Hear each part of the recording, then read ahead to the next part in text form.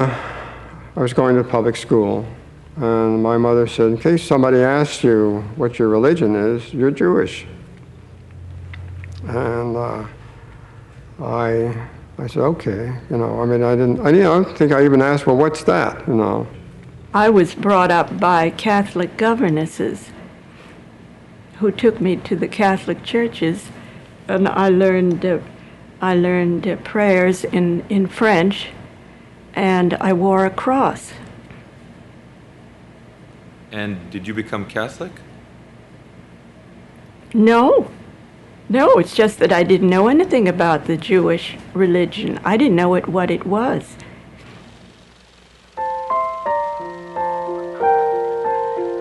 I realized that my father had never told me anecdotes about the old country, that I didn't even know what his real name was. I didn't know the little village that he came from. I knew nothing about his life.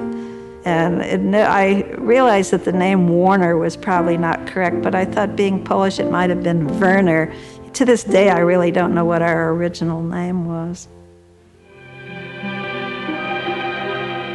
Often the first thing to go was the Jewish name. The Hollywood Jews were obsessed with erasing anything Jewish in their films, their lives, and the lives of their stars. Do you know what her name is? Esther Victoria Blodgett. Hey, we'll have to do something about that right away. Let's see, Esther Victoria, Vicky. How about Vicky? Oh, I think that's terribly cute. Let's see, Vicky. Vicky what? Vicky, pronounced Vicky. See, Esther, Hester, Dester, Lester. Vicky Lester. Oh, I like that. Say it. Vicky Lester. Say it again. Vicky Lester. Say it again. Vicky Lester. Say it. Vicky Lester. Say Vicky Lester. Vicky Lester. Vicky Lester. Vicky Lester. Vicky Lester. Theodosia Goodman became Theda Bara. Sofia Kosso became Sylvia Sidney. Isser Danielovich Dembski became Kirk Douglas. Leo Jacobi became Lee J. Cobb. Shirley Shrift became Shelley Winters. Bernard Schwartz became Tony Curtis. David Kaminsky became Danny Kaye. Edward Iskovitz became Eddie Cantor. Melvin Hesselberg became Melvin Douglas. Muni Wiesenfreund, a star of the Yiddish theater, became Paul Muni. Emanuel Goldenberg became Edward G. Robinson. The G was a reminder of who he really was. Nice Jewish girls, such as Lily Palmer, Julie Holliday, and Lauren Bacall, or Betty Persky, helped to define the American woman.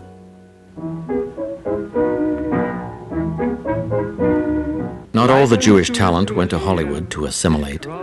There were over 50 non-Hollywood Yiddish films produced in New York before the Second World War. Trouble, wird Hecher breite. Da lebt das Theater Sachen bei, es helft kein Weinen, kein Geschrei. Trouble hat größer in der Kleine. A jeder dreht sich Hand in Kuhn. These films were the flip side of the Hollywood movies. They parodied Hollywood's optimism and Fred Astaire's top hat gentility.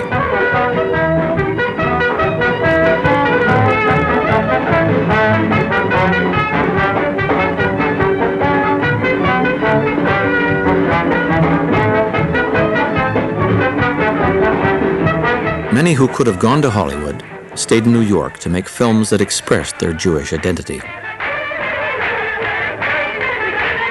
These films were shown to an audience which was almost entirely made up of immigrants and sometimes the children of immigrants, and these films, by and large, had a very, very different point of view than Hollywood movies. I mean, the Yiddish movies were kind of fighting a rearguard action to protect certain forms of Jewish cultural expression against the sort of overwhelming, seductive power of the larger American culture.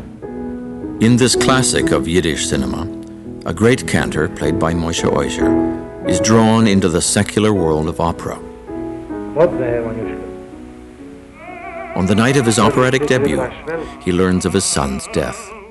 Unable to perform, he returns to his synagogue to lead the high holiday prayers. Heartbroken, he dies.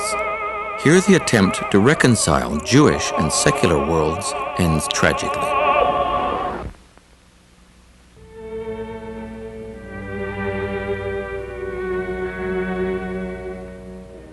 Wait a minute.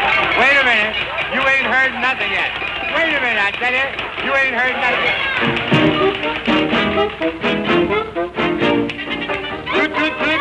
Goodbye. Don't cry. Warner Brothers' The Jazz Singer was a revolutionary silent film that broke into sound with each musical number. Here, as in the Yiddish film, a cantor's son, played by Al Jolson, who was in real life a cantor's son, has to choose between American fame and Jewish loyalty. At first, the cantor's son seems to choose Judaism.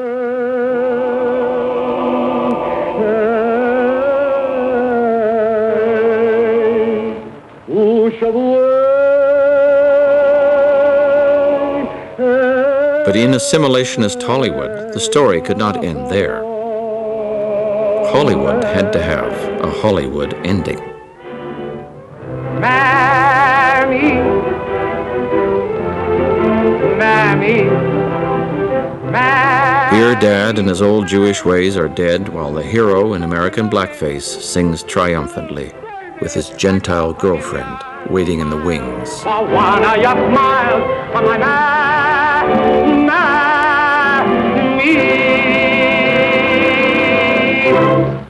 Where can you Again and again in Hollywood films, the old world father is rejected, the mother is idealized, and the rebellious son sails on to glory. I don't want you to go. Mom, why can't I go someplace and study to be a doctor? Oh, Jason, it takes too long, and we haven't any money. Money? Well, we won't get any richer if I stay here. Pop's a failure, and you know it. Jason, don't you dare. There's a boat going up the river tomorrow, and I'm going to take it. Well, I think America turned out to be what my grandfather imagined it to be.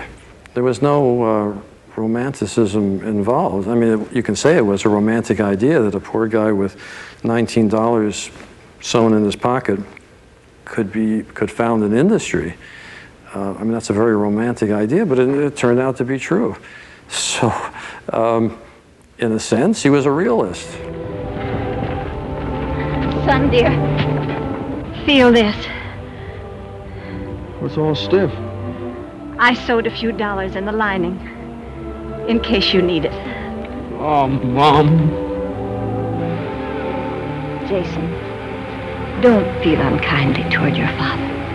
Everything he did, everything he's ever done, was meant for your own good. Oh, please, Mom. Don't cry. Don't cry. Someday I'm coming home with my pockets loaded with money. Honest I will, Mom. You'll see. All aboard! We're in the money. We're in the money. We've got a lot of what it takes to get along. We're in the money. The sky is sunny. They had left the old world penniless, and in less than 20 years they had become the highest paid executives in America. In fact, for almost a decade, Mayer was the highest salaried man in the world.